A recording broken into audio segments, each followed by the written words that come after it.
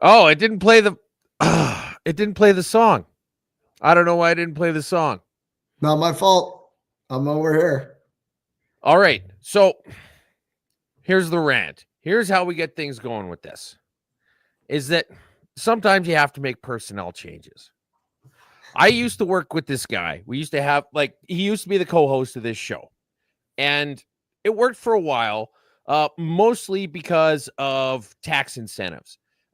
You get government grants for working with certain unrepresented minorities, and so we got some tax credits to install a wheelchair ramp and lick-proof windows. But the problems just kind of kept piling up. And then last week, he was talking about this live stream we had, and he said, "Oh yeah, we had almost 14,000 people tuning in." And no. Here's the problem with, counting bottles is fine, but big numbers get difficult. And so the issue was that it wasn't almost 14,000 people. It was almost 14,000 people simultaneously. We had almost 70,000 people tune in the first day, which is a completely different number. And so sadly, we had to get HR involved, walk him out with a box of his shit. And now we're going to make the Mashup great again. So welcome to the new improved Mashup. And today I am joined by Jim Sinclair. Thank you for having me, guys. Hey, another reason why I'm here, it's a very special day. It's obviously Airborne Friday, but on this day, back in 1951, the 2nd Battalion PPCLI were awarded the Presidential Citation for fighting off the entire Chinese army, and they had some help. So here's the Coles notes. There was a U.S. Was tank that corps. In Korea? Yep, in Korea. They basically saved southern Korea and Seoul. The Chinese were going to roll through and take over the whole country. So everybody's fleeing the battlefield. There's 3 units that stayed, and there was an Australian infantry unit that stayed on one of these high features in outside of Seoul. The other one was Patricia's, the PPCLI, 2 PPCLI, in fact. They were the airborne guys. They stayed on their hill, and they had a New Zealander artillery unit behind them within reach of artillery, and they had some American tanks. So the Australians got pushed off their hill, and it just basically left the Canadians there alone to keep the Chinese from getting further inland. And Big Jim Stone was the commander. He said, "Boys, we're not leaving. Everybody dig in." So day and night, human waves of Chinese military swarming over this hill. Every time they're overrun, they'd go back into their bunkers and they would shell the area, and then basically they would get back to their fighting positions. The Canadians, the Patricias, lost, I think, 2 dead, 12 wounded, and killed untold amount of Chinese that were trying taking them over. In fact, the Chinese actually left the battlefield because they realized they couldn't get through this choke point that the Patricias held. So happy Airborne Fridays to 10 Korean war vets that are still around. Thank you, boys. Up to Johns. Up to Johns and Airborne. And actually, if you go to, I'm not 100% on this, but I'm pretty damn sure. Yeah. Well, that's actually part of the brewing process for Bohemian, is that every bottle has a little bit of victory in it. But if you go to the museum in Calgary, I was just there early November last year, and I'm pretty sure they have a whole mural about that specific battle. Yep, they do. In fact, Chuck and I, when we got out of battle school, one of our first jobs was to open this display for the old Korean war vets who were there. So, of course, we just got to Calgary, and we had to dress up in our fancy uniforms, and we're standing underneath these hot spotlights, and we've been drinking the night before, and just beads of sweat pouring down on us for this whole parade, but you didn't budge. One of them old guys would have kicked the shit out of us, and we would have let them down. So we stood there proudly and took the pain. And I'll never forget that. And I've been back to see it. I've seen it a couple of times. I took my kids. It's a great thing to see. It is, and it's you can spend literally entire days there. between all the different wings they have. But like even just the one for the Princess Patricia's. Like, yeah, sure, there's the Highlanders there too. And yeah, you could check that out if you want. But the Hind Grinders. Okay. All right. So let's get into things. First off, if you have any community notes or anything like that, you can throw them out now, but it would be better if you threw them out at the end. I actually don't think we have any, unless Jim knows of any that I haven't even asked him about yet. But for community notes, I got a community note. Save it. Well, no, I gotta throw it out there right now. No, I'm not gonna. No, I'm telling you, make sure you go and vote. Get a piece of paper and get a pencil. Practice voting. Make an X. If you want, go stand in a line. Pretend like you're in line and have your registration card. Like you got to do some prep work. Well, I mean, you guys are all about drills, so that makes sense. Yeah. And if you're enjoying this so far, like it, share it, retweet it, send it to people who would otherwise hate it. And now, the other thing we don't like to start the show off with, but we start the show off with the Coots 6.5. And so this is where we talk about some of the things that have been going on in Canada that don't really make a lot of sense given the fact that some guys at Coots got 6.5 years. And so here's one for this week. Suspect released after tours violently assaulted in Vancouver. And so she was brutally attacked by a stranger around midnight on April 15th. And she posted this video of her just being absolutely crap kicked. And I've got the same link in here twice. But not only did this guy immediately get released on bail for assaulting and beating the crap out of a stranger who was a woman, but his mother was calling the cops on that guy 2 days before that, saying, "Can you please take this guy away? Domestic issues. He's acting crazy." And that wasn't enough. They just let him go anyway. And then 2 days later, he nearly murders a woman. This is what she looked like. This is what happens when somebody's mother calls in and says, "You need to take my son away. He's not well right now." And they say, "It'll be fine." This is what happens 2 days later. Jim? Yeah, it's horrific. It's sickening to see that we have political people that are thrown in jail and persecuted. And this has happened to the people that were part of the trucker convoy. It's absolutely sickening. And I can't tell you how horrible things have gone when it comes to this kind of stuff. It's totally ridiculous is what's happening. Well, it's insane. Like, did you hear that Chris Barber was saying that they want to scrap his truck? Yeah. They want to confiscate it. They want to confiscate it, and they want to turn it into a doorstop, basically. Yeah. They don't want anybody to be because proud of that truck driving around Canada is a reminder of exactly how big of jerks they are. Yeah. I hope he gets it across the border to the States and has it down there and keeps it out of their reach until calmer heads prevail up here. Like, that's just totally fucking bizarre to me. Like where are we going as a nation? Like, Jesus. First thing they did is took Vimy Ridge out of passports. Then told the people that work there, don't talk about how proud the world is of Canada and their achievements of becoming a nation at Vimy Ridge. Let's start doing this to every facet of Canadian society. Like, let's just erase everything to be proud of. And they can't erase this mark that's upon the Liberal government, that the Canada stood up to them and made them bend their knee. And then they totally handled all the peaceful protesters there with horses running over ladies in wheelchairs. And what sickens me is the veterans that were around that cenotaph, and they went in there and basically bayoneted the hell out of those guys with the muzzles of their M4 rifles. disgusting on the hands of the police officers that volunteered for that. Like in the military, if you follow a dislawful order, and there's penalties that you pay for that. And like I said during COVID when I was working with the military, I said, if it ever comes to us against the people of this country, I will never cross that line. I'm always on the side of the people.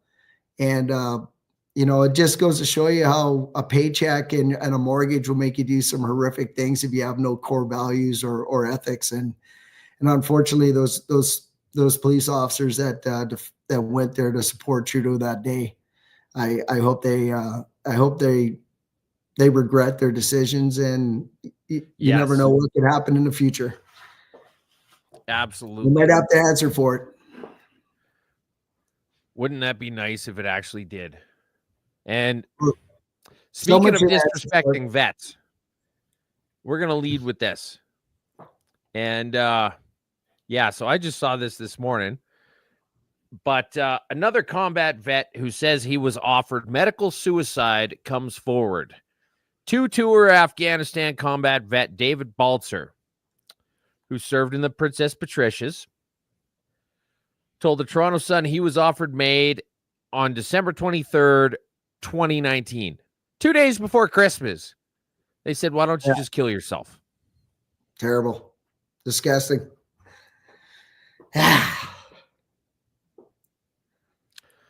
Well, yeah, it's you guys have done more than anybody can really express. And this just I don't know of any story in Canadian media has made me as mad as this one has in the past several years. And that's keeping in mind what's been happening in Canadian everything for the past several years. But they did say a key figure shedding light on the VAC MAID scandal was CAF veteran. Oh, sorry. I'm reading the wrong paragraph here. An internal investigation determined, because it's always an internal investigation, determined in 2023 that the responsibility lied with just one caseworker who they said was no longer employed with the VAC. Now, I got to give Brian Passafume a little bit of shit in a loving way, because I'm pretty sure that there were multiple people coming forward saying that it was different caseworkers when this story broke.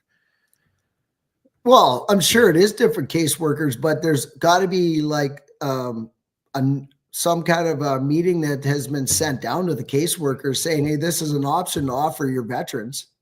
Like, it had to come from somewhere. Yeah, it's not like make that shit up. Well, the passport department. Hey, I'm calling to find out where my passport is. I've been waiting for it for a year. What's going on with that? You don't have those people being like, well, maybe you should just kill yourself.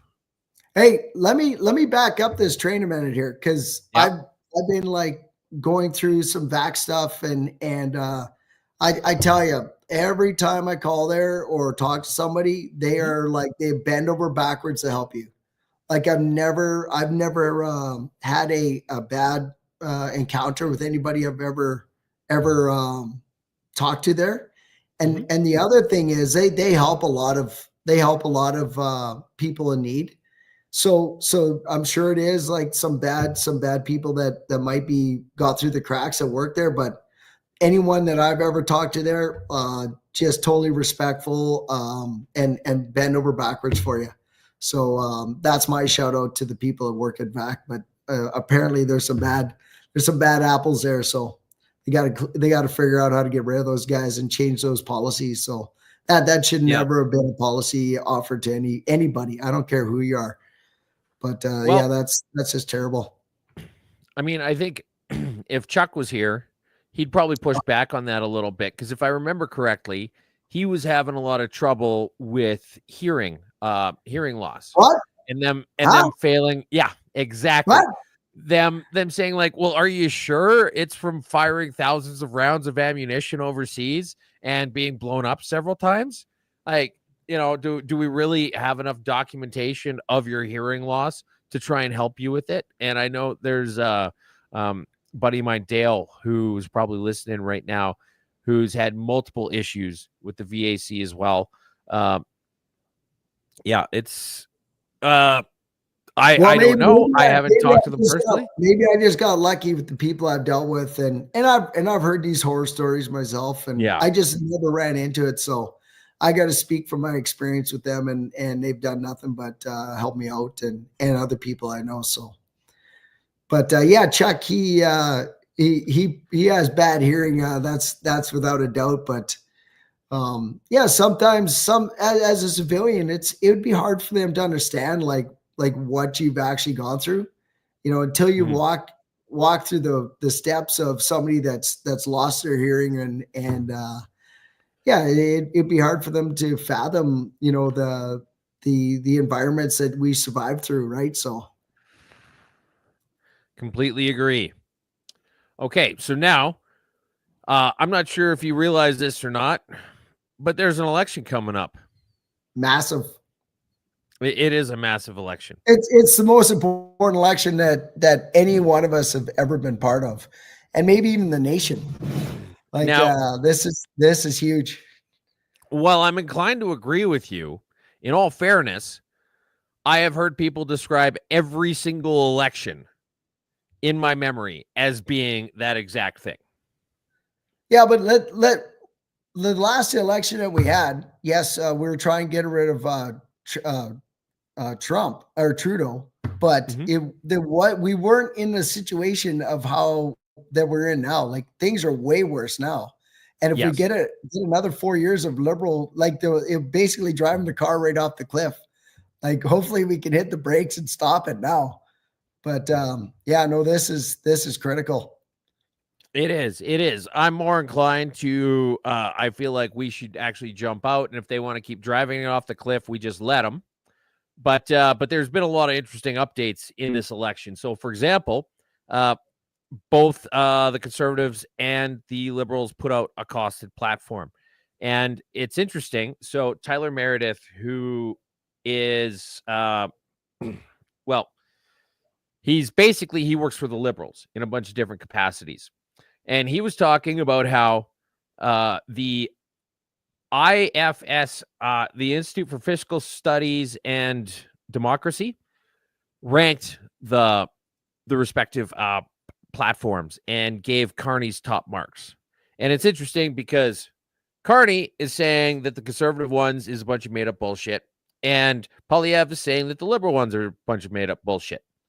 And I feel like nobody is really cluing into the fact that both of them are right.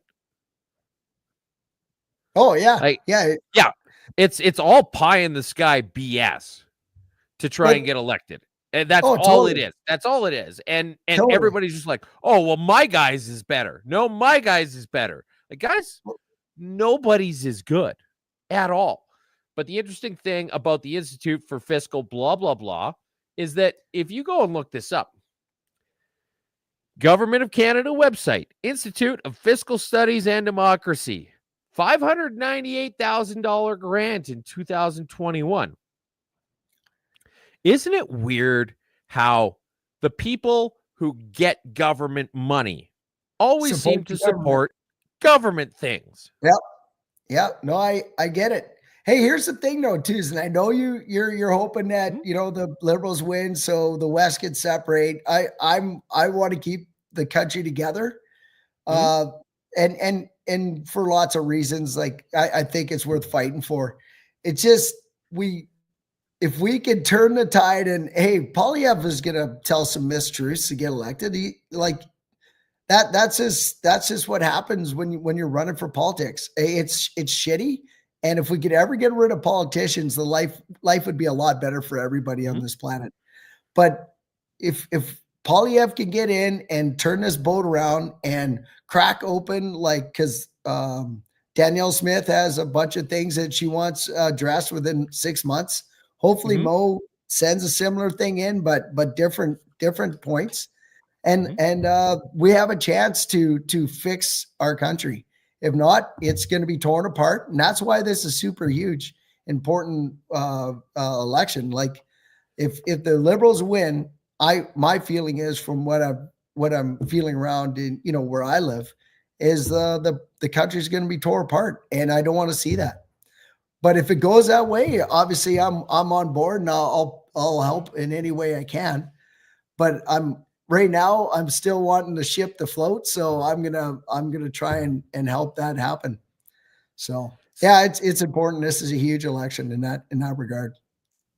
See, I'm more inclined to think that what I want is different than what people in Eastern Canada want. And I don't want to say that my way is better or that their way is worse, which is the same thing. But I don't want to say that one is better than another. They're just different. And trying to impose something that works on Eastern Canada that works for Western Canada isn't going to work out well. Like what? You want us all to get jobs?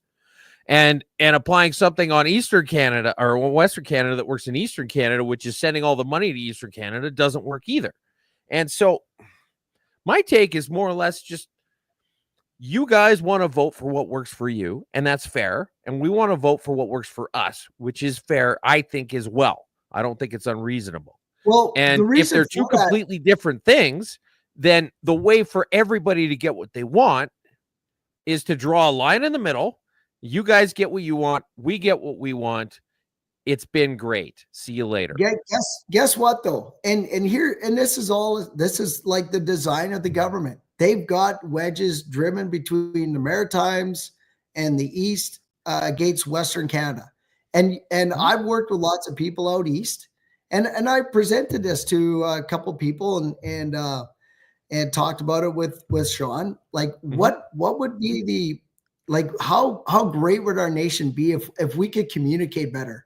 Like radio talk shows, like maybe one day our talk show guy that's doing a radio show out west has Easterners phone in, like they have a brother or sister radio station down east, and he's actually presenting the Western values to the Easterners out there, and they can phone in and ask them questions. And then we reciprocate it in the West, where we have an Eastern person that runs a talk show, and hey, this is the East's issues. And Westerners can phone in and say, hey, well, okay, well, let's find a common ground. And that brings Canadians together, is when we could talk and communicate. And it'd be great. We don't have any of that. I know. They do that. Even in the alternative, in the new media sphere, everything is compartmentalized. There's this giant podcast in the Maritimes. We got to break that shit wide open and get people involved in talking and present the case of Western Canada to the East, so they can feel our pain, and they realize where the money is coming from that provides them the unemployment insurance out there. Like, a lot of people don't get it because they haven't been taught it. So it's such a big country though that it completely makes sense that you have completely different thoughts and priorities. Like, that's bullshit. Where I'm at right now. And people are listening to us across the fucking world. We could at least talk to people in the East and communicate online and start these conversations and get the dialogue going. Well, I mean, here's the thing though, Jim, is that they still want completely different things. They might understand where we're coming from, but if we say, okay, we want to turn the taps off and stop sending you $14 billion a year to fucking Quebec. That's a big deal. That's telling them that's what we got to do. They don't fucking know that. I'm saying we need to cut off the tap. Right? Oh, you think about it. I've said this on the show before, but if you look cut off the tap of oil going to the United States. You want to see the American Army? No, you cut the tap off of the money. All those coins that and dollar bills that go into that pipeline, and then they exit in Montreal and Gatineau. Yeah, you're right. Stop. You're right about that. Like if you look at where I'm at right now, almost all the continental U.S., a third of Mexico, and parts of Russia are closer to me right now than Ottawa. It literally makes more sense geographically speaking for us to have this conversation in Spanish than it does to send equalization to fucking Quebec. Jesus Christ, dudes. I hate it when you got a point. I'll try and do it less often. Yeah. Don't do that again. You're making my brain hurt. Okay. Oh, man. Now I got to have a drink again. All right. Yeah, me too. Calm myself down. Okay. Time out. Time. So lots of stuff happening in this election. This senior woman, this is great. This senior woman goes to a Mark Carney rally. She waits in line for an hour. Is She that got part of her denied parole? Was that part of her parole? No, she's a senior citizen. They've already made their money. They don't have to be criminals anymore. Burn off some time or something. I don't know. But she waits in line for an hour to get in, then gets denied entry despite the fact that she had been invited to this thing. And then while she was waiting, her car got towed despite the fact that police were directing people. Police were directing people where to park at this Carney rally. And then when they parked where they were supposed to, their cars got towed. Oh my God. And people wonder why people hate the establishment. I think it's great. There's so many fun things that happen. Hey, I think we got a conservative voter there. For those of you listening, I'm going to turn this down a little bit because it's overwhelming. But CBC pulled up to a rally in Saskatoon. And while they were trying to find parking, here's all the people booing CBC. Yeah, but hey, who drives to the front of the line to try and find parking? What do they think they're so special? They'll show up like 40 minutes late and there's going to be a spot for us. That's just like when they don't get in line to ask questions, and then they're pissed off that they didn't get to ask questions. Well, he didn't get in fucking line. That's true. Although I will say that in CBC's limited defense, they could show up right when something starts, because there's always at least a couple spots right near the door reserved for people like them. Oh. Okay. So Mark Marison. So this Calgary Herald article says Alberta won't tolerate another decade of Liberal rule. And he says, I'm confident that the majority of Albertans, like all Canadians, support democracy. See, it's just this underhanded thing. It's not though we do support democracy, but we haven't seen it in 9 fucking years. Like it's like a mirror smoke show with the Liberal government. Well, okay, if you've got a significant portion of the population who never gets a say in anything at all, and things go in the antithesis of good governance for that area, they'll support democracy, but they just want to have their own. And it's going to be, you guys can do your thing. That's fine. You guys don't want any pipelines. That's cool. We won't build any pipelines to you. Okay.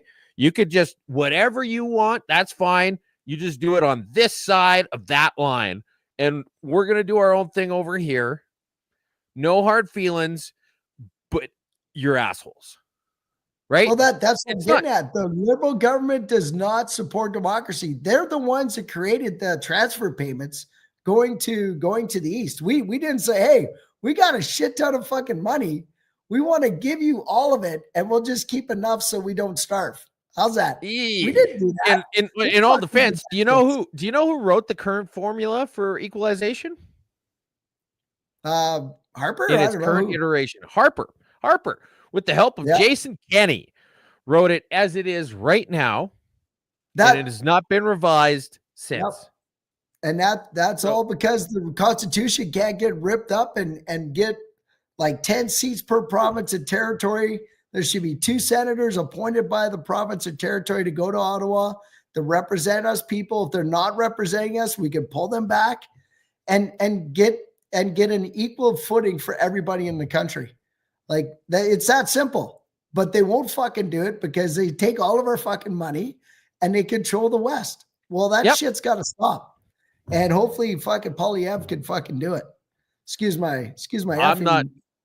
swearing. That's okay. We can swear as much as we want on the new and improved mashup. All right. Okay, good. So Ashley Burke from the CBC posts this picture of Mark Carney standing out à la Mière Poutine in Granby, Quebec. And I've actually been to that fucking restaurant before. They got like 50 kinds of poutine. They've been there for like 80 years. You poutine eating mother trucker. You know what? We're going to get a new host next week. Yeah. So she says, Liberal leader Mark Carney. What? Just because I fit inside of the screen. And you need a wider lens fucking over there because you eat so much fucking poutine. Now you're mad. Sorry, I didn't know I had hurt your feeling. Oh, I'm sorry. I didn't realize this is a bulimia comfort zone. Oh my God. Hey, you can always push away for the poutine. It's almost like a push-up. Just push away from the poutine.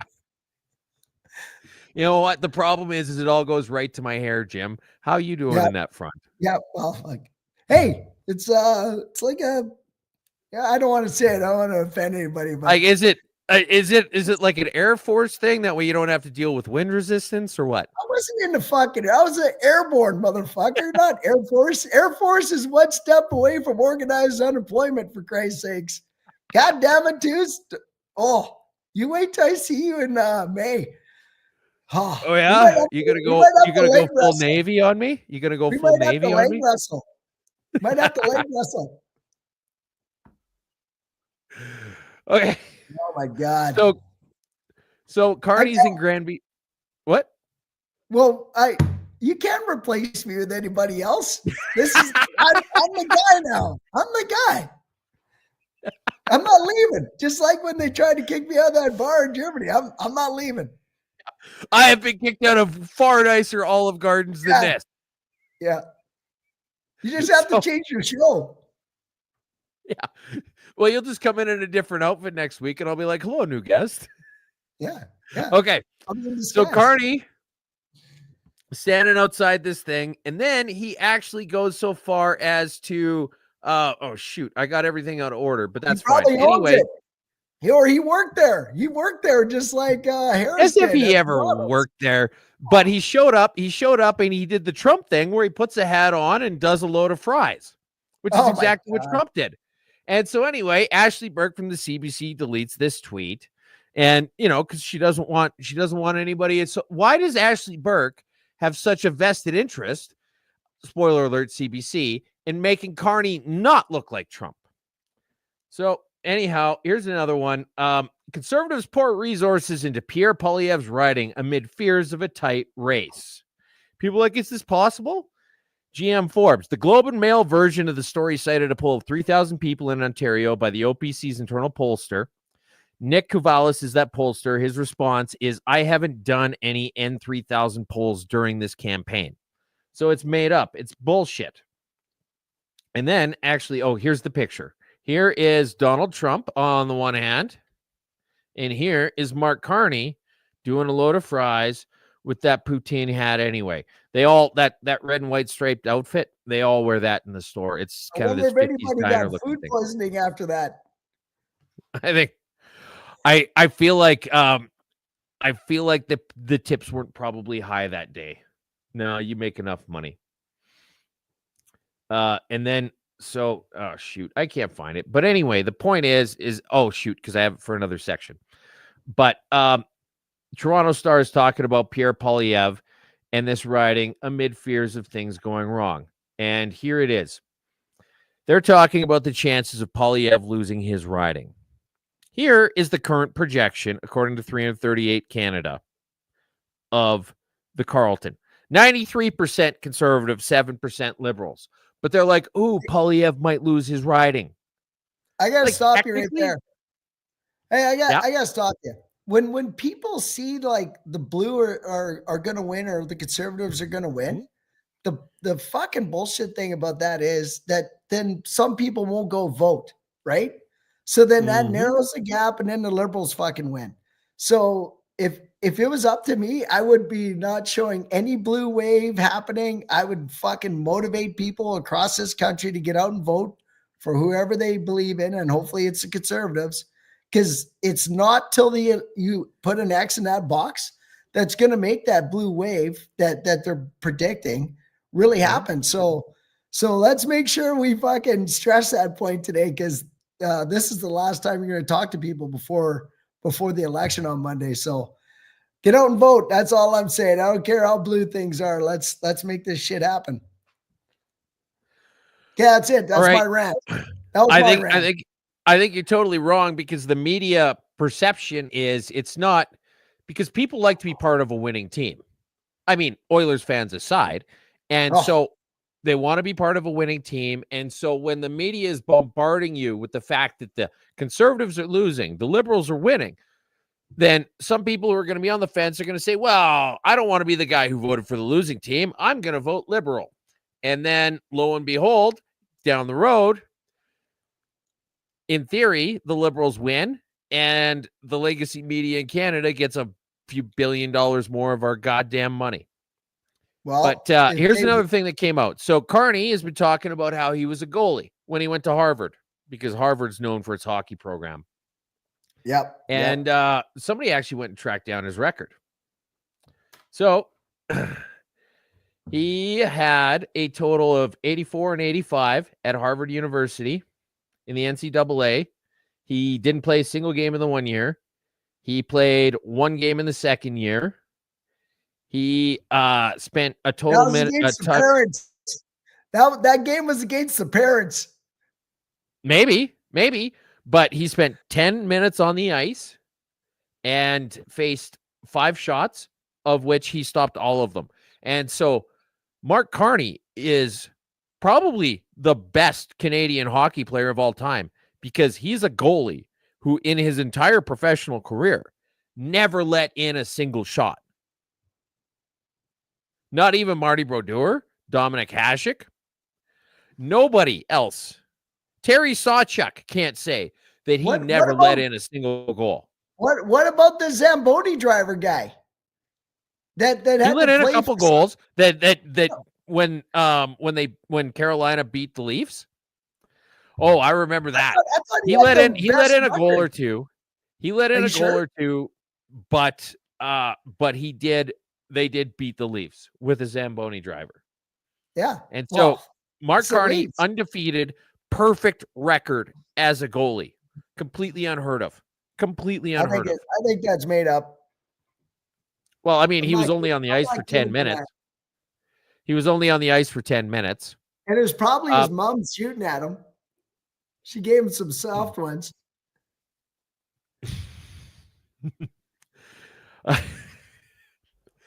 She gave him some soft ones. He gave her some hard ones. So Jagmeet Singh. Friends, this is important. Mark Carney says he fully expects to make more than $28 billion in cuts. Now is not the time for cuts, he says. Here's the thing about the NDP. They've never, ever said that any time ever is the time for cuts. Now is not the time for cuts. The other times are not the time for cuts. It's absolutely silly to pretend that at some point in the future or in the past at all that the NDP would ever advocate for government cuts, because they never have. And unless something drastically changes, they never will.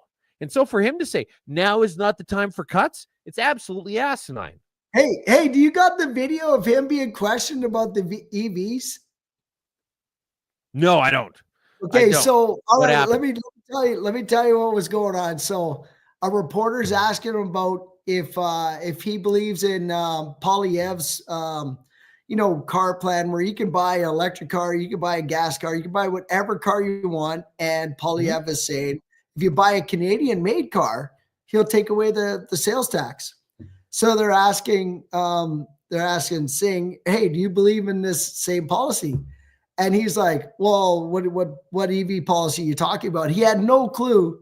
Like, he's totally ignoring the question. He's trying to dodge it. He's like, EVs are good for good for our environment. And there's no policy saying that you can't buy gas cars after a certain time, like in 2030 or whatever the hell. 2035 is the you can't buy gas cars anymore. Totally like saying no, that's not real. That's made up bullshit from the Conservatives. Like, no, it's legit. You can't buy with the current laws on the books. Oh, I know 2035, you can't buy a gas car anymore. But that's what Singh was saying, that it was a made up thing by the Conservatives. And when he was talking to the crowd, it was like he was half asleep. He totally knows he probably won't even win his seat. He's just totally demoralized at this point. Like, it's you can see the writing in his face. He had like 6 people around him. I'm sure that they're working off some parole time too. It was nobody was They're all crooks. Oh, it's terrible. Okay, Terrible. well, speaking of Jagmeet Singh, to stop Pierre Poilievre, I put Canada before the NDP, Jagmeet Singh tells Star. And so if you actually read this article, he goes on to explain that the reason why he coincidentally got his pension secured before the election was because Poilievre was surging in the polls and that we needed to have an election after Poilievre wasn't doing as well in the polls. And that's why he did it. Yeah, sure, the thing about it was that, I mean, it's revisionist history. There was no indication at the time that Poilievre was going to do anything other than get a bigger and bigger and bigger majority.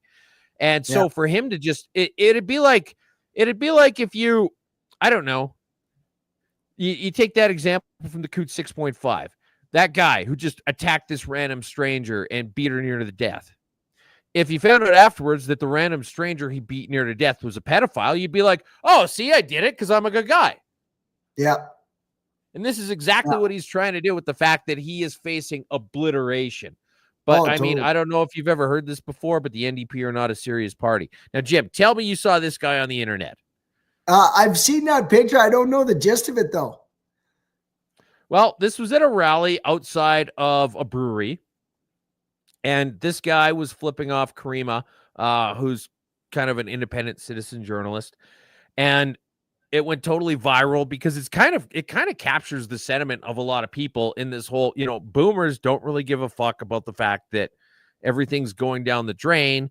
As long as they can keep their high house prices and keep their entitlements, they'll just let people who aren't even born yet pay for all their free shit before they die. Yeah. And so it got so bad, actually, that it turned out that this guy used to be one of the executives in this brewery until he retired 3 years ago. And the brewery had to issue a statement talking about this guy and how he has had no ownership or operational role here since 2022. His personal actions and opinions are his alone and not representative of the views or values of our team. Yeah. Yeah. And so they even see the writing on the wall. Yeah. Yeah. When the place you used to work for has to distance yourself.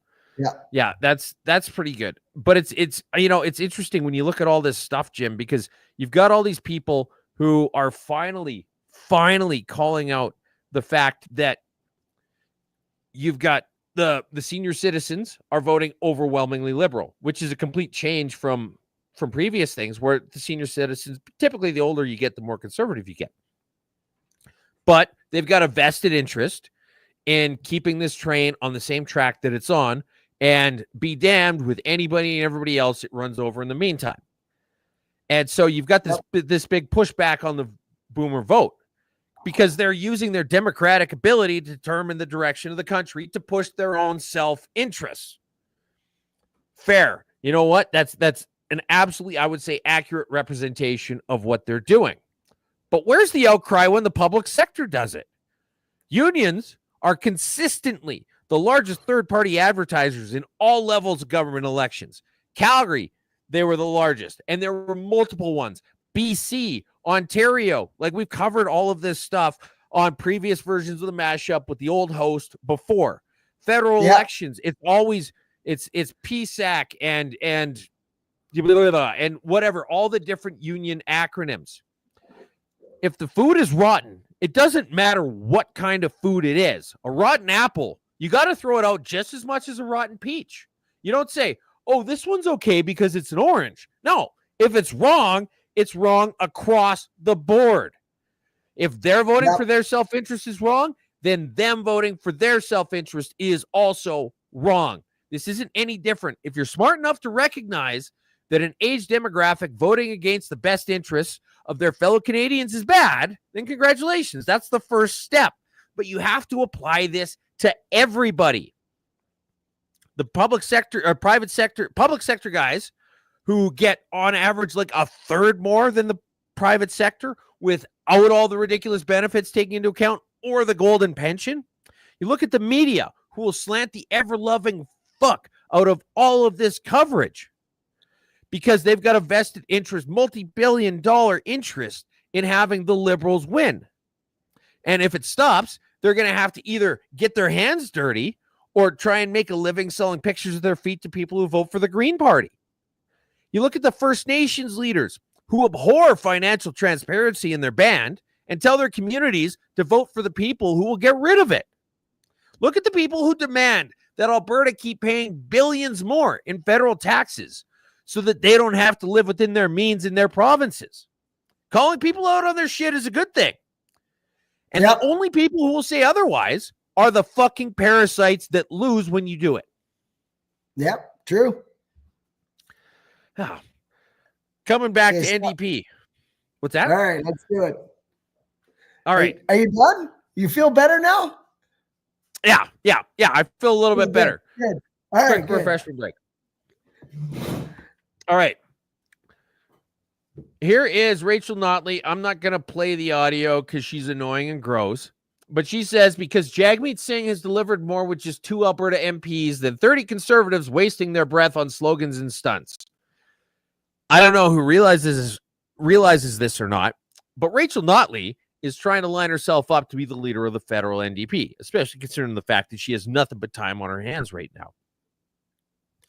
And she brings up actually kind of a valid criticism of the MPs in Western Canada that are conservative, is that quite often they accomplish fuck all. You would be better off sending a rock to Parliament to so-called represent you. They don't get anything done. QDM had an amazing video on this the other day. You should check it out if you haven't seen it already. Here's a little bit more about the costing platform. So Carney is planning on out Trudeauing Trudeau. The economist, the banker, the fiscal shipwriter who's managed crises. The black bars are how much money the Trudeau government was going to say. The pink is the PBO estimates. And the yellow is how far into the red the Carney electoral platform is. Now, granted, it's bullshit. But the point is, he's going right past it. He's blowing double the money that Trudeau was going to be. You got to remember, this budget was made 4 years ago or 2 years ago by Carney for Trudeau. This is they haven't changed nothing. They just changed the name. This is the same budget they probably made up prior to the election. And it literally is. Mona Trudeau was still the prime minister. This would be the numbers we'd be looking at. So, well, this was their platform. This was their platform that they had put together before Carney was even the leader. Yeah. And so, Carney's going to do things so differently. Well, then why is he running off the same fucking back and napkin map that the other guys put together? He's the one that made it for him. He was the designer. Well, I mean, that's the thing. Was he the financial advisor for them? Yes. Or was he a guy? Well, he was. But if you recall during the debate, he's like, "Oh yeah, but they never listened to me." Wait, so you mean to say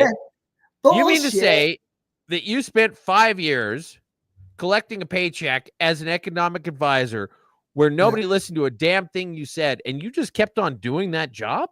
Do you have no self-respect? Do you have no you're willing to sit in a job where nobody listens to a damn thing you say for 5 years, and you're going to take that level of leadership and apply it to prime minister of this country? Yep. That's how they roll. It is how they roll. And then when somebody says something, they just throw them under the bus and kick them out. Mm-hmm.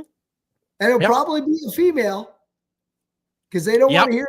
They don't like being. They hate strong, independent women. But I tell you what, they sure love dumb ones. They're like me when I was 24. So anyway, I trust. Speaking of dumb women, this is from Twitter. I trust an economist with a doctorate over a politician that's literally done nothing but collect a paycheck. This woman has been a Liberal supporter her entire time on Twitter. I feel like when it comes to the question of politicians who've done nothing other than be politicians in their lives, she might want to sit this one out, considering the fact that she spent the last 10 years talking about Justin. Yeah. Okay. I'm going to do something fun here. She would have got a pension 4 years ago, for Christ's sakes. Yeah. All right. So Vote Compass, CBC. We're going to do something fun. What's give me a postal code you know exists. 6403 or SOG 640. Is that or SOG 4CO? 4CO. Fuck, I don't even know my own postal code. Okay. All right. How the hell are you in the same riding as Lanigan? Jesus Christ. It's a big province. Yeah, but that's a long ways away. Okay, Yeah, we're going to do something really fun here. People. So here's what we're going to do. We're going to answer each question. Is going to be rapid fire because it's going on a little bit long. Each question we're going to answer as though we are the conservative platform. Okay? How much federal funding should the universities receive? Much less, somewhat less, about the same, somewhat more, much more, or don't know? None. They should survive on their own merit. No. Conservative platform. Conservative platform. What's that? I say if I was a conservative leader, No. What are they running on right now? Oh, they're fucked. They're probably getting all the money they want. Okay, conservative platform. What Polyev is telling people to vote for me because I'm going to do this. Apply it to this thing. What do you think he's saying about university funding? He's saying they're being overfunded. Okay, so somewhat less or much less? Somewhat less. Okay, Canada should end its ties to the monarchy. I feel like he hasn't said a damn word about this, so I feel like neutral is fair. Okay. Quebec should be an independent state. He's not touching that with a 10-foot pole. No. Federal government should cover all the costs of prescription drugs for all Canadians. Is he talking about repealing the prescription drug program? Has he even mentioned that? No. Okay, so at least somewhat agree. How accessible should abortion services be across Canada? I'm going to say about the same as now because he's talked about that. Yeah. He said he's not going to do anything to touch it. How much role should the private sector have in healthcare? I'm going to say about the same as now because he's not touching that with a 10-foot pole either. Yeah. How much should wealthier people pay in taxes? I think he's going to say somewhat less. Yeah, I agree. Because everybody should be paying somewhat less. Should provide the funding necessary to offer daycare costs to parents no more than $10 per day. They said in their platform that they are not going to touch this, so they're strongly agreeing with it. Should fewer people be employed by the federal government? He's talking about making very small cuts, actually not cuts, but just with attrition. So somewhat agree. How much money should out-of-work Canadians receive in employment insurance? I don't think he has anything about that. Denying the harms caused by the Indian residential school system should be a criminal offense. He's not touching that with a 10-foot pole either. Canadians should impose tariffs on American imports in response to U.S. tariffs on Canadian exports. He has strongly agreed with that. How much should Canada do to reduce its carbon emissions? He's going to say about the same as now, or maybe somewhat less. Somewhat less. Canada's laws place too many limits on freedom of expression. I'm going to say he's going to go somewhat agree. Federal government should prevent provinces from enacting laws that restrict public sector employees from wearing religious symbols at work. After the 2015 election, he's not touching that either. How much should Canada spend on foreign aid? He's promised to make a few small cuts in specific areas. Yeah. Federal government should fund sites where people can consume illegal drugs under medical supervision. He's going to say he's going to say strongly disagree. Yep. Canada should continue providing military assistance to Ukraine to aid its conflict with Russia. He's on the record multiple times as strongly agreeing with that. How much say should Indigenous people have over how Canada's natural resources are used? I think he's going to say about the same as now. You might be able to say somewhat less, but I think probably about the same as now. The federal budget deficit should be reduced, even if it leads to fewer public services. Somewhat agree, he's going to say. How many immigrants should Canada admit? He's talked about this multiple times. It's about the same as now. No, he isn't. He said he was going to cut back immigration. He said he was going to cut back immigration. Okay. Somewhat fewer. Fair? Yeah. Yeah. Okay. Or freeze it until he gets it under control. He's talked about that. I'll give you the benefit of the doubt. Many fewer. Federal government should permit the construction of more oil pipelines. He strongly agrees with that. He's all for that. Yep.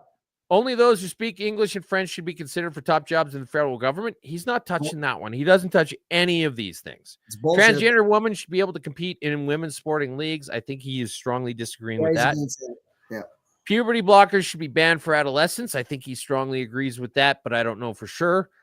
Federal government should prioritize hiring visible minority candidates over other applicants. I don't think he said anything against that. And it got brought in by the conservatives. The first iteration of this got brought in by the conservatives. So I'm going to say neutral, and I think I'm being generous. How much can Canada spend on its military? He wants somewhat more. Yeah, he wants to increase it. I know somewhat. He wants to meet the NATO requirements. Okay, we'll go with much more. Yeah. Should be taxed on the carbon they emit when using fossil fuels. Strongly disagree. Harsher sentences. He says he strongly agrees. Yep.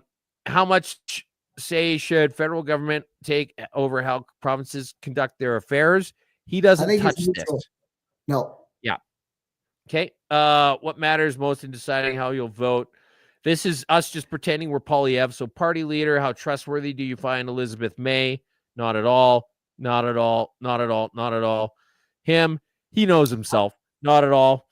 Not at all. Not at all. Not at all. Not at all. Not at all. And 5, competent. Okay. Whatever. It doesn't matter.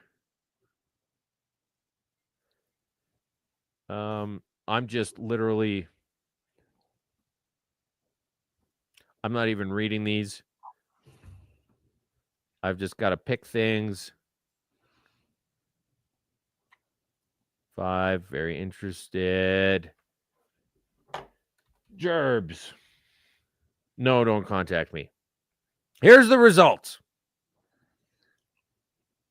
That's interesting. So we answered this as close as we could, and we were more to the middle. And so, like when I took this, it landed me exactly on the PPC. Which is weird because it didn't account for the fact that I'm not interested in voting for a leader who talks down to everybody and has an overwhelming French accent. But I think that this whole thing is flawed. And I don't think it would be really hard for you to make a decent argument with restructuring the questions where you could show that the Conservative Party is somewhere right around here, basically mirrored left and right from where the U is on this. But this is the vote compass. And these are the priorities. How many questions were there about cost of living? Yeah, none. How many questions were there about interprovincial trade barriers? Yeah, none. How many questions were there about decreasing red tape and overregulation, about housing? Yep. None of them. Not a single question that are consistently the top issues. 72% of Canadians think that cost of living is the most important issue in this election. And this vote compass from CBC did not have a single question in it. And we just went through it live to show you. Do you want me to boo now because the CBC did it? Yes. Yeah. Boo, boo CBC. Oh, perfect. Boo. Perfect. So, for those of you who are watching the debate, when Dree Humphrey, the French leaders debate, when Dree Humphrey asked the question about the graves and how there haven't been any found, then Rosemary Barton jumped in and said, well, of course they had been, and that was just far-right media presenting misinformation. And then the CBC was forced to issue a correction, which they quietly released on their website. And they had to say that, in fact, no bodies had been found. And so now you got a situation where John Rustad just kicked a woman out of his party in BC, out of the Conservative Party in BC, for saying that no graves had been found. Aaron Gunn faced petitions calling for his cancellation, saying that no graves had been found. CBC themselves just admitted that no graves have been found. I think we need to fund the CBC. We can't allow this to stand. Well, and look at the millions and millions of dollars that are spent on this, and there is children that have passed away and died, and in these residential schools, but also with orphanages that were run by whoever at the time, and kids died. My grandmother lived out by Central Butte, and she lost 2 kids due to whooping cough, and they're buried. When you dig a grave in the middle of winter, it's not going to be a deep grave because the frost is 6 feet deep here in Saskatchewan. Yep. So you're not digging a 6 foot deep grave for anybody in the middle of winter. No. It's terrible, but that's our past. Lots of people pass away as children from childbirth or what have you, and it's something that should be finalized. Let's get down to the bottom of this. If there's these graves, let's dig them up and identify who they are, and let's. But they and don't. But because all they had to do was find a jawbone, and this would be a completely different discussion. But the point is that CBC is now saying they're perpetuating this myth that was part of the compass, by the way. That was part of the vote compass.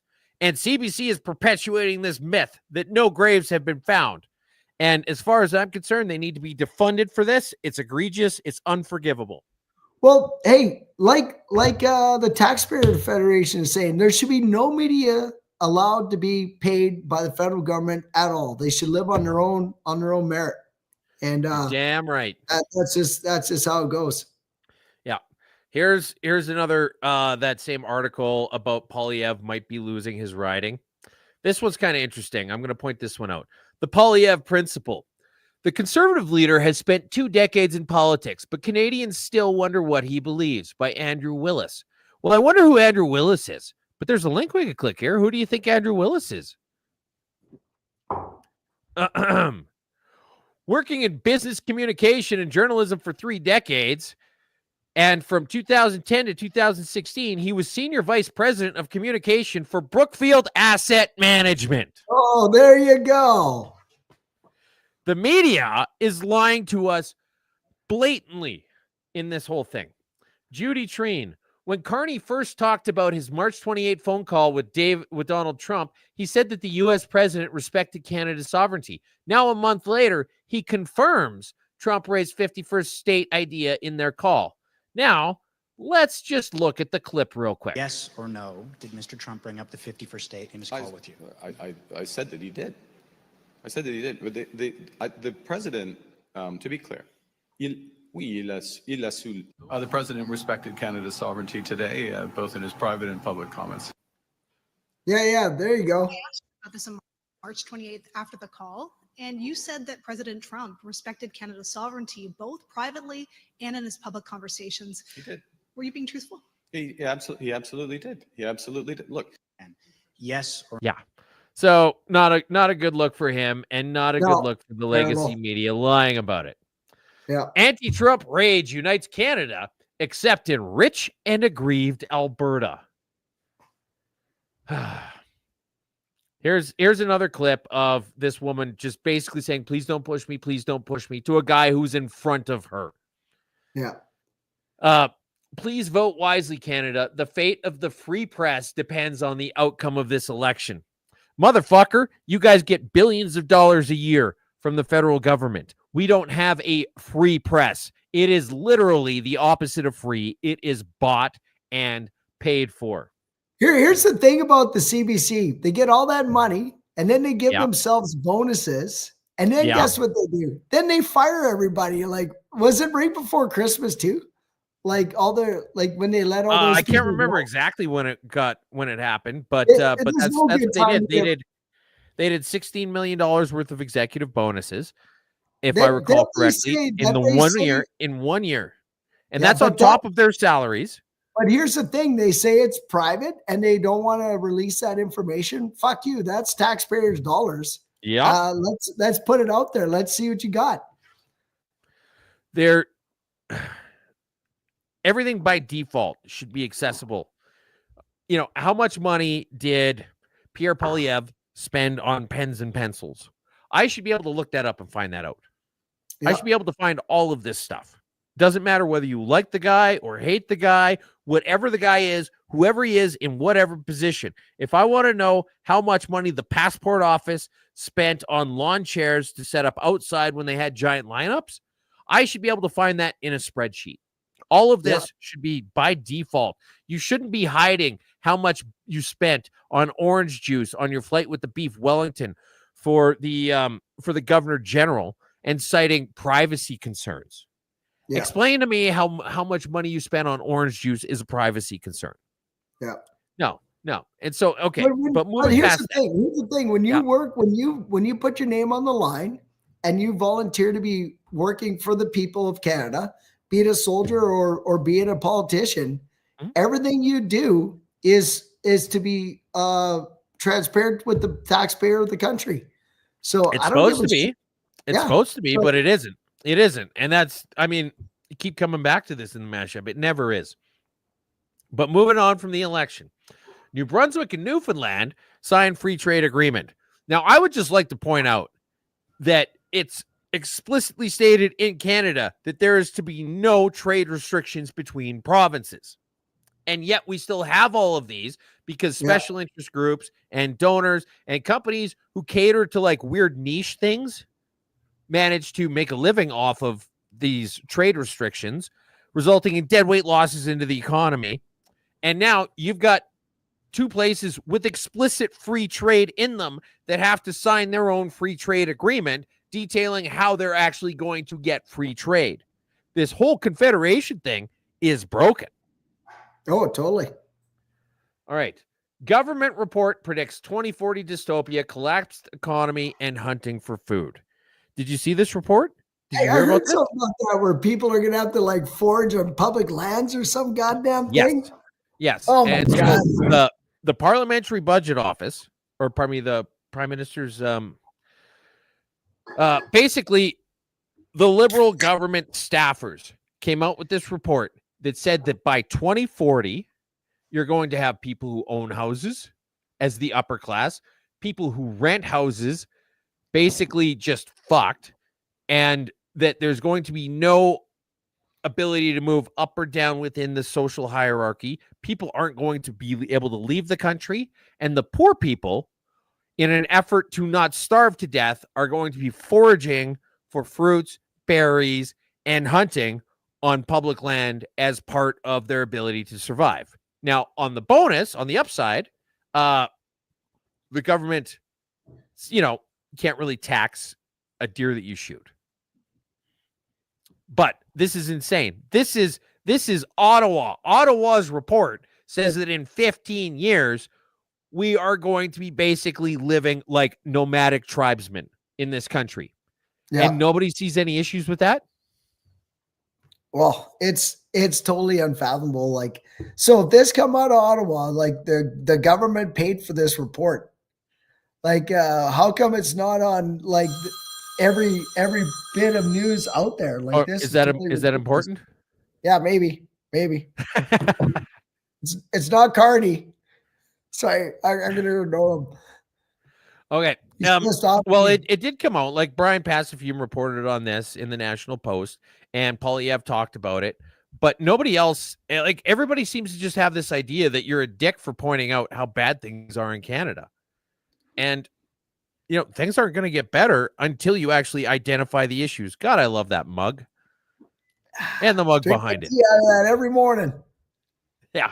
Oh, you mean Okay. this mug? It's pretty handsome. Handsome mug. Yeah. I Hey, feel I like don't it's more wanna- sentimental appreciation that I have for it rather than aesthetics. Thanks. All right. Canadian workers among world's most stressed. Global survey finds. Look at this. We're at 58% stressed. And then the other options, angry, sad, and lonely when it comes to your work perceptions.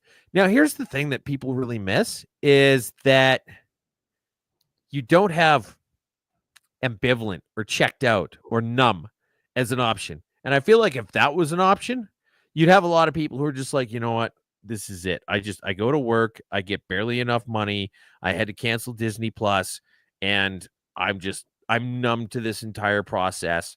But someday I'm going to get a government stipend so I can live in a cubicle. And that was the one thing I thought was really missing from this or be survey. offered made. or be Or offered be maid. offered maid. Yeah, you worked well. You can't work anymore. We have no use for you. You can take maid. Or Now, starve why to don't death. we ever You're- do that with starve to death while politicians? you're When they, foraging around in the wilderness Yeah. in the middle of the winter looking for an orange. if we're offering it to people who've outlived their usefulness in the economy and they're going to spend the rest of their life just getting free government money, why don't we do that with politicians when they retire? I'm curious why politicians with their pension reflects the pay that they get while in the job. No, nobody else's pension is the same. Well, that's Like you roughly how a defined benefit pension works. Is that it's a reflection of what they do now.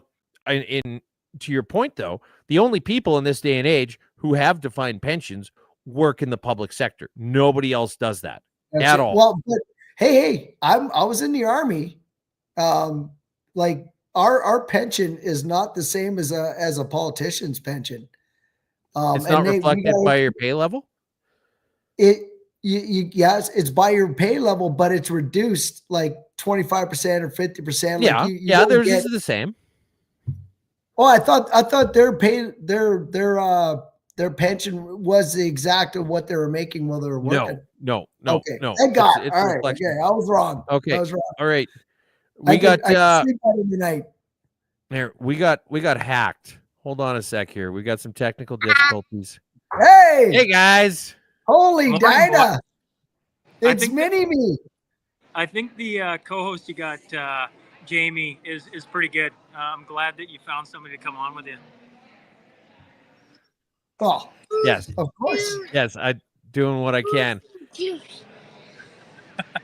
How you I'm guys sorry, doing? are you saying Are booster juice or are you saying high twos? He's definitely not saying hi twos, not at all. you guys kicking butt or what? They're winning 13-0 to Nice. start.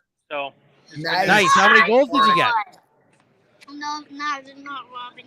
Hey, you better go and talk to the Oilers and get those guys back on the track. Yeah, you're not wrong, Jamie. I'm biting Call McDavid. Hey, did you guys see the meme? Last year we were losing, and then that girl showed up to the stadium with her, and somehow her jersey got. Yeah, so I think they want her back in the stands on Friday or tonight. Anything to do to help. They got to do something. We don't got our harmonica chorus to sing the anthem. We need the flasher in the stands. Well, last time that happened, they ended up not winning the Stanley Cup. Well, Are you guys at sure you least want we to can win continue a that game. tradition? Let's just win a game. We just got to Boys. win one game. I just wanted to say good morning. You're doing a great job, Jamie, filling in. All right. Hey, you know what? We always appreciate it course I when am. alumnuses of the Mashup show up to pop in and say hi. Yeah. Yeah. We'll see you guys on Monday. All right. See you Take then. care, buddy. Take care. All right. Well, that was a bit unexpected, but a pleasant surprise. I don't know. Did you see this, We Jim? got to change the numbers. We got to change the numbers so that doesn't happen anymore. Yeah. $66 million experiment to dim the sun to combat global warming gets okay. But critics, rightly so, have called it barking mad. They're literally going to take the plot from the Simpsons episode or from Snowpiercer or from literally how many other things. They're going to try and block out the sun to combat global warming.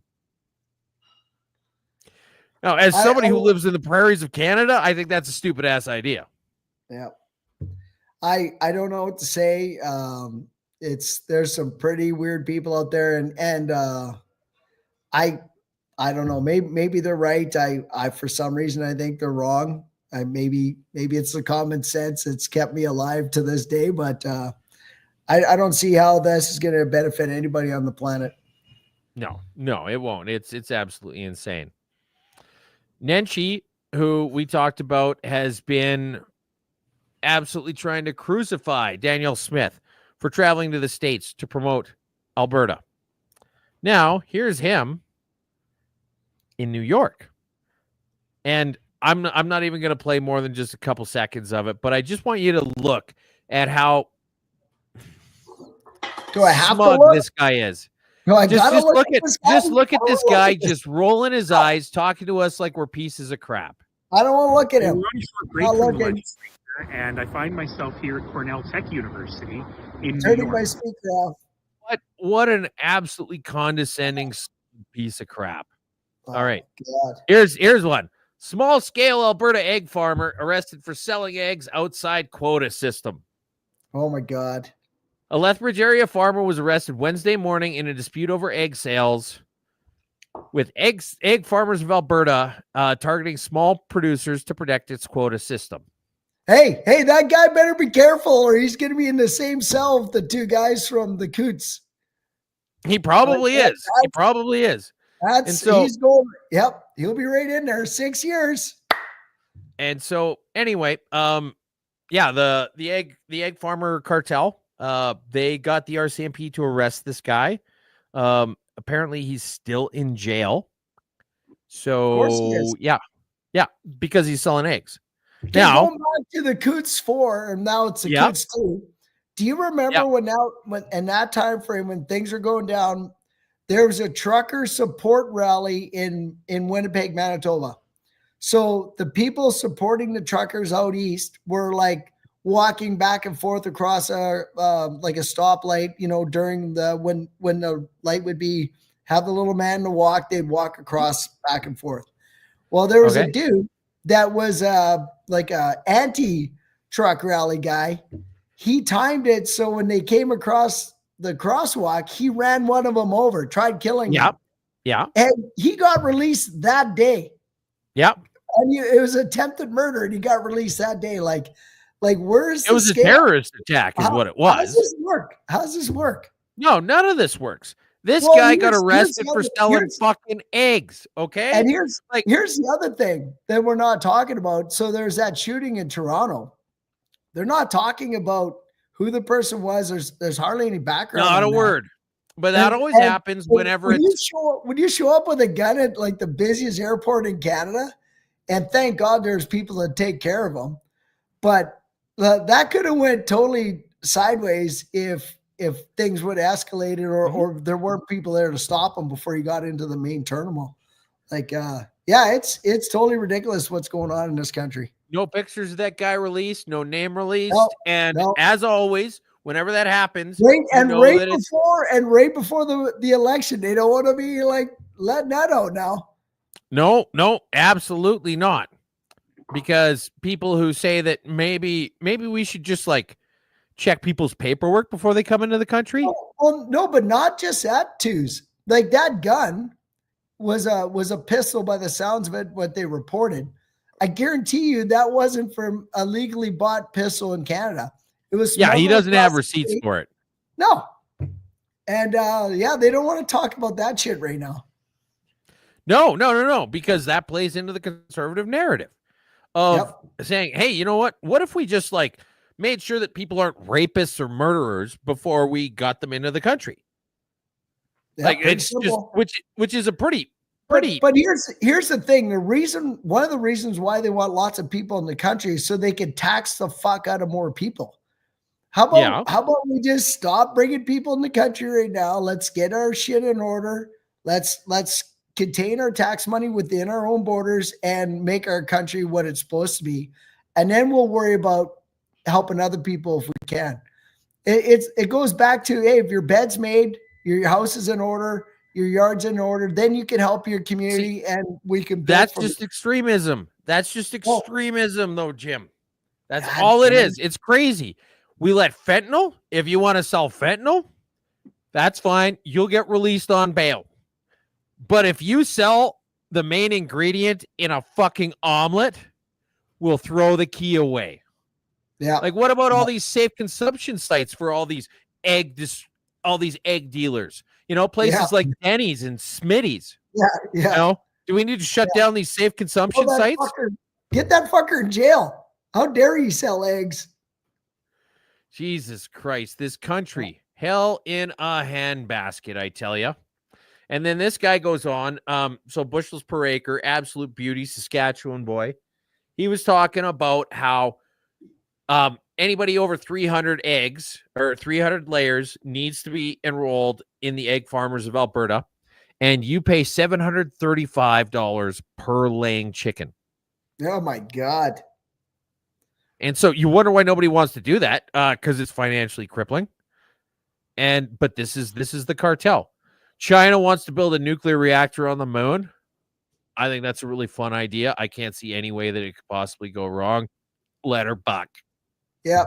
Wouldn't want to destroy the thing that brings the water in with the tides and takes it out. It might solve a lot of the crazy full moon things where people are going nuts on the planet. It might get rid of that. Well, I mean, just think about how interesting it would be to look up at the man in the moon, and he's got like a big chunk out of the side of his face. And oh my God. Oh man, I think you know what? If you want to build a nuclear reactor on the moon where you have no place to dissipate the energy because there's no atmosphere on the moon because the escape velocity, there isn't sufficient mass. Well, that's exactly it. So, you put it on the dark side. You put it on the dark side of the moon where it's cold. Huh? That's maybe the thing, they want to light up the dark side. It's just some lights. No, like so the moon's tidally locked to the Earth, so we only ever see one side of it. But the moon actually rotates, so it does one rotation every time it does a sidereal month, and so because of that, we always see the same face. But there's different face, like all different sides of the moon see the sun at different points, right? But the point is, there's nowhere to. I wasn't a rocket scientist. There's nowhere, so you have to have a certain mass to have sufficient. You have to have sufficient mass in a body to have a high enough escape velocity that the atmosphere can't escape. Because like if you just released a bunch of canisters of oxygen on the moon, there isn't enough mass there to keep them from just floating off into the vacuum. And so there's nowhere for the heat to transfer because everything's in a vacuum. And if China, it's a bad idea. It's just a bad idea. And I say I can't think of a better country in the world to go give it a shot. Toronto is getting a congestion czar to oversee traffic and gridlock issues in Toronto. So stop immigration. Boom. Stop who's going to build the new roads they need if you stop integration? Fuck, we got all kinds of people walking around like zombies that could do it. Just stop giving them fentanyl, give them a shovel. Well, it's funny you mentioned immigration. So the Institute for Canadian Citizenship is putting up these posters around Toronto advocating mass immigration. And so they've got these guys who are just blithering idiots, just comically representing how stupid the resident Canadians are for protesting immigration. So they have Regina, 1902. Look, Ukrainians and their wheat. What are they trying to do? Make Canada an agricultural superpower? And the funny thing is they've got round bales in the background. The first commercially available round baler was made in 1946 or 1947. So they didn't even care enough to actually get this it's an anachronism is what it is. Toronto 1947. Italians, all they do is build homes and open restaurants. Yeah, food wasn't meant to taste that good. And then across Canada 2025. Immigrants are clogging up the ER, especially the nurses. Now, here's the important thing. If you do that same Government of Canada search, Institute for Canadian Citizenship, $388,000 in 2010. $6.2 million in 2015, $8.587 million in 2020, 2015, another $2.3 million. Again in 2015, another $2.3 million with a very slight difference in ending numbers. $643,000 in 2013. And then in 2020, you have two matching ones for 8,994,1114.35 and 994,115.25 for the French version of it. This is a government agency. Here's what this is it. This is the same thing we were talking about before, where the people who get paid by the government put forth the government stuff because the government can't do it themselves. You see it in the States all the time, too. Other goofy news. This is Shaq shitting his pants on live television. Oh, no. Yes, I said that correctly. The other thing about Kawhi is, you all right, big fella? Catching a cramp? Go ahead, keep talking, Chuck.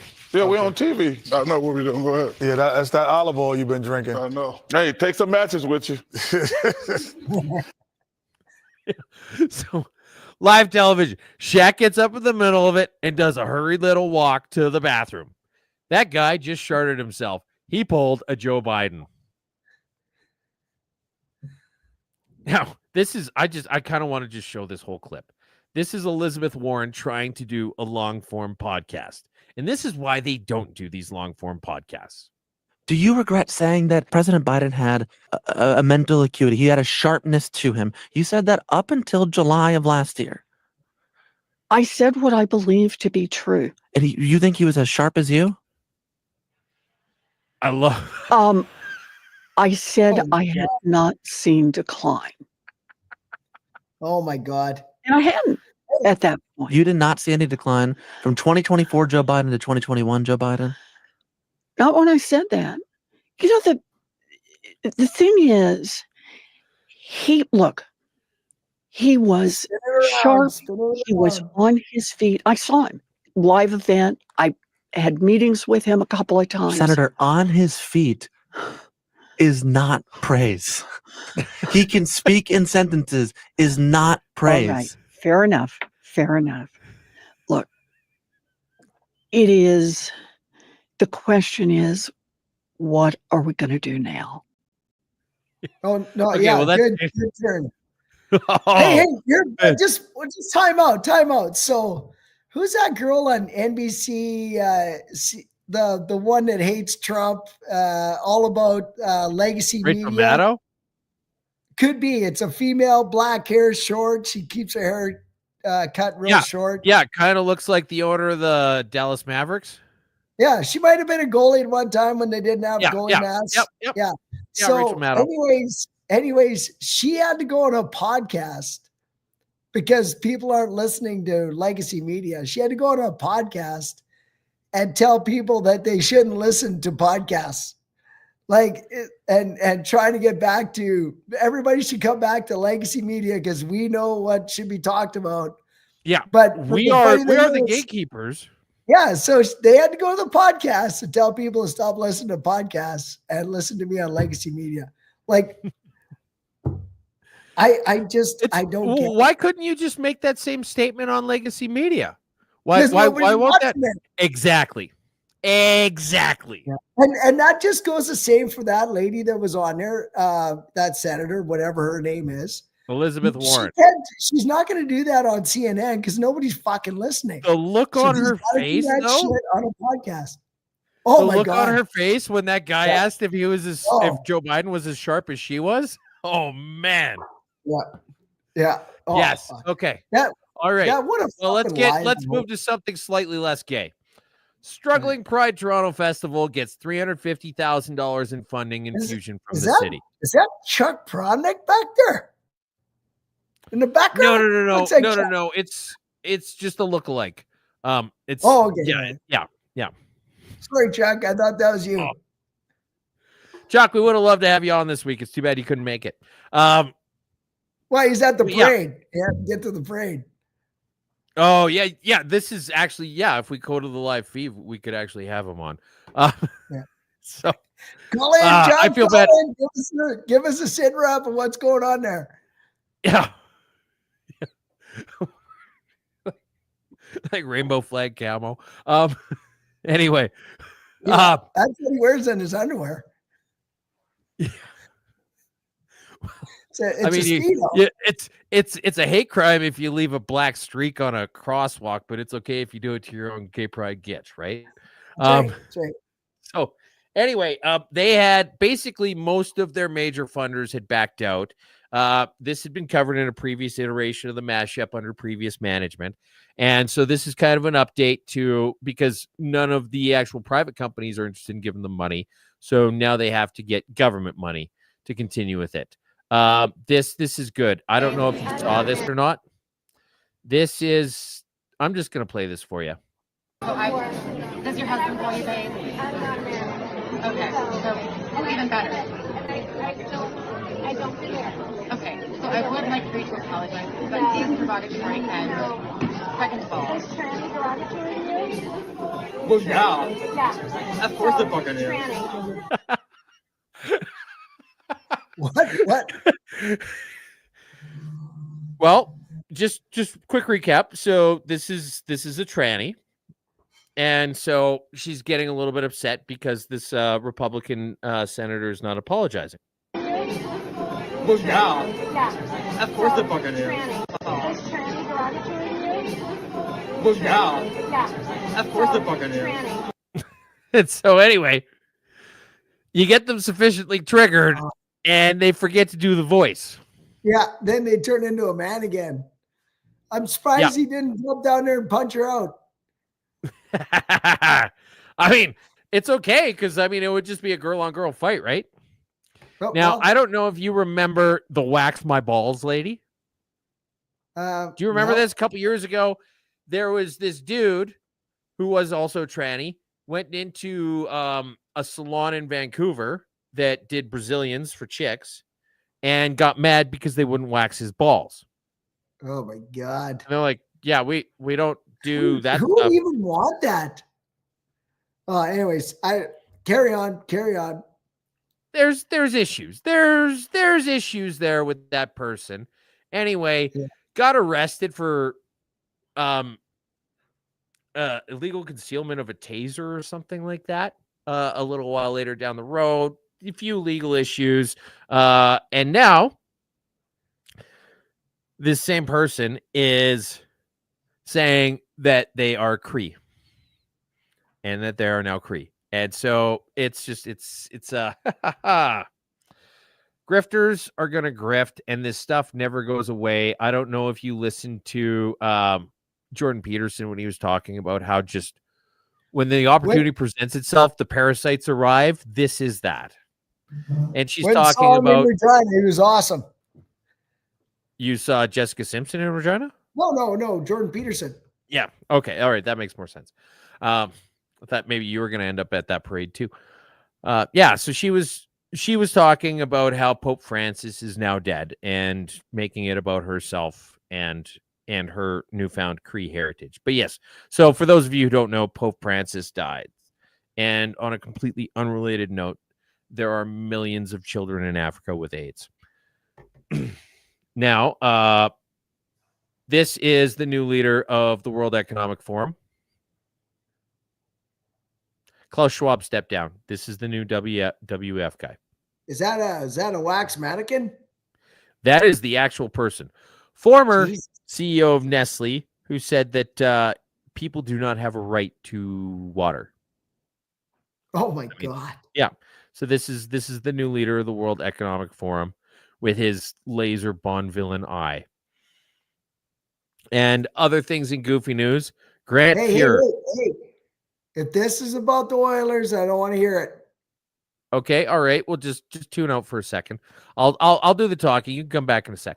I'll rudely interrupt the whole thing. We can pass by this. Why are you doing this? No. This is important. We need to talk. We need to talk about what happens. So it's part of the heritage. Like back in the day when the Mashup first started, we used to have this host who was a big fan of the Oilers. And so we needed to talk about what was happening with the Oilers and what was new and exciting in the news of the Oilers. And even though he's no longer here, we still maintain that tradition. Okay? So don't fucking jinx our game tonight, motherfucker. Like, just be conscious. We're meeting on the 9th of May. Okay? You better start pushing away from that poutine table. All right, I'm going to be doing all kinds of push-ups. Grant Fuhr's Twitter account. Exciting news, Oilers fans. After 35 years, I've re-signed with Pepsi to bring you their iconic Pepsi Cola in orange and only in Edmonton. Check out Pepsi Canada to find out how you can get your hands on one. Pepsi Canada, Edmonton Oilers. And then here's a picture of Grant Fuhr wearing an Oilers jersey with his orange Pepsi. And Rightly you know so. what?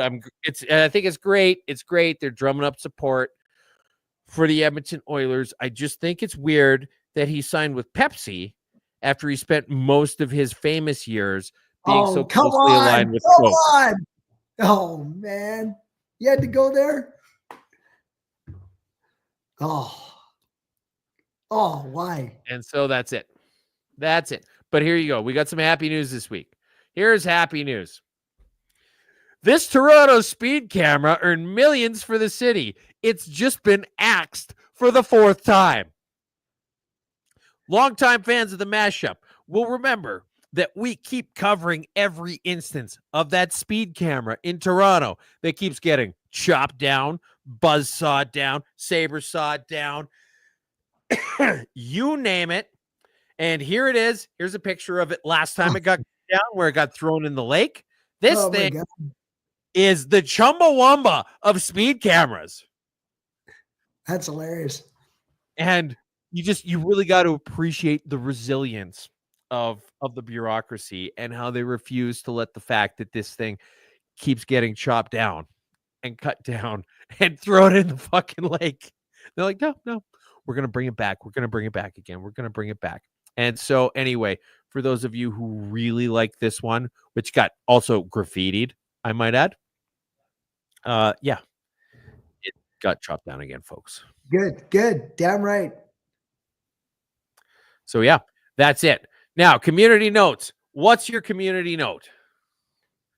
Who, mine? Yeah.